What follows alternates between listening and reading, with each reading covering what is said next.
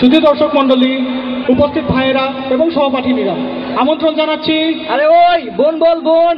হ্যাঁ, মানে যা বলছিলাম, উপস্থিত ভাইয়েরা এবং তাদের বোনেরা, আজকে আমাদের মাঠ ঘাট বাড়ির খাট কাঁপানো শুরু আছে শেষ নেই অনুষ্ঠানে। আমরা আমন্ত্রণ জানিয়েছি আমাদের প্রিয়, আপনাদের প্রিয়, সমাজের অসামাজিক, অমানবিক, আমাদের হৃদয়ে। ওই থাম, সামনে আগা। আমাদের সর্বপ্রথম অতিথি বিশিষ্ট বিজ্ঞানী, আইনস্টাইনের ছোট ভার্সন, বিজ্ঞানী বদরুল আলম সাহেব। ডক্টর বদরুল আলম পিএইচডি বলো। ধন্যবাদ ধন্যবাদ। আমাদের তৃতীয় বিশিষ্ট অতিথি বিশিষ্ট কবি, সাহিত্যিক, যিনি কিনা আজও রবীন্দ্রনাথের সাথে বৈঠক করেন, যদিও স্বপ্নে, তিনি হলেন মদন লাল। একই মঞ্চে স্যান্ডেলকে মারলো। এই কি আছিস? স্যান্ডেল সরা।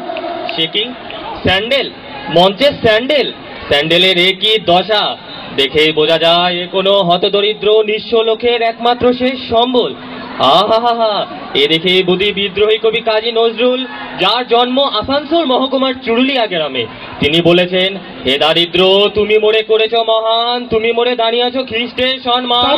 স্যার, এটা কোনো নিঃশেষ সম্বল না, এটা জাস্ট একটা কুকুর চাপানো স্যান্ডেল। সে কি? আমার তো পুরো কবিতাটাই জানা ছিল।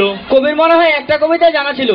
যাই হোক, আমাদের সর্বশেষ অতিথি, যিনি সৌন্দর্যে বোঝায়, যাকে দেখে দর্শকদের মাঝে হই হই পড়ে যায়, আজকালকার তরুণীদের আদর্শ, তিনি আর কেউ নন, মোনালিসার ভাবি, দি গর্জিয়াস মিস তসলিমা। মাইন্ডসের পথা টিম সবার প্রতিযোগিতা পড়ে যায়। হোয়াট? আমি তসলিমা ম্যামকে একটি কবিতা শোনাতে চাই। ইস, না, এসব কবিদের নিয়ে আর পারাই গেল না। অলওয়েজ তাদের সস্তা কিছু জাহির করা চাই। কাকে সস্তা বলছেন? জানেন আমার ফকিরের হাহাকার কবিতার বইটি কত জনপ্রিয়তা পেয়েছে? জি আমি জানি, কত বইমেলায় মাত্র 1 কপি বিক্রি হয়েছিল, যাও আমি কিনেছি। যাই হোক, বিজ্ঞানের কাছে আসা যাক। ম্যাডাম কি চার আইজাক নিউটনের ফিলোসফিয়া ন্যাচারালিস প্রিন্সিপিয়া ম্যাথমেটিকা বইটি পড়েছেন? হ্যাঁ পড়েছি। কাহিনীটা অনেক দুঃখের ছিল, লাস্টের নায়কের মিল হয় না। উপস্থাপক ভাইয়া। উপস্থাপকটা ঠিক আছে, ভাইয়াটা বাদ দেন। আমার বস্তা কেন সস্তা ছবিটা তো অনেক হিট ছিল, সেটা কথা তো বলছেন না মামা। আমার মামা কেন? ঠিকই আছে মামু। যাই হোক, 3 বার সেন্সর বোর্ডের দরজায় আটকা খাইয়া শেষে 4র্থবার ঘুষ দিয়ে মুক্তি পায় বস্তা কেন সস্তা ছবিটি, আর বাইর হয়ে সুপারহিট। এই বেটা উপস্থাপক, আমাকে এখানে নিয়ে আসার কারণটা কি? এইসব সিলি লোকের পাশে আমার কাজটা কি? এই যে বিজ্ঞানী ভাই, আপনি কিন্তু বেশি করছেন। Please cool down sir, please cool down. আপনার ইদানিংকার গবেষণার ব্যাপারে দর্শকদের প্লিজ কিছু বলুন। Very good question. At this moment, I am working on an emerging theory. আহা, কি দেশটা রসাতলে গেল। ইংরেজি ভাষা কেন? মাতৃভাষা কই? মানুষকে উনি জানতে যাচ্ছেন, উনি সেই ইংরেজি পারেন। কেন কই বাবু, তুমি কি ইংলিশ বুঝো না? আমাদের এরকম সায়েন্টিফিক এক্সপেরিমেন্ট ইংলিশে হয়, তা তুমি জানো না? তা তো হবেই। আপনি কি মনে করছেন আমি কিছু বুঝি না? বাংলাদেশের বিজ্ঞানীরা যদি এতই ভালো হইতো, তাহলে হাইড্রোজেন আর অক্সিজেনের সংকেত H2 আর O2 এইভাবে পড়া লাগতো না।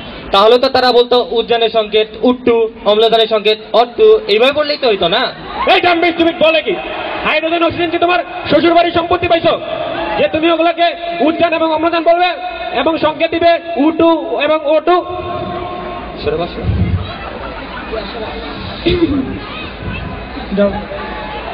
উপস্থাপক ভাইয়া, এই যে এটা কিন্তু ঠিক হচ্ছে না।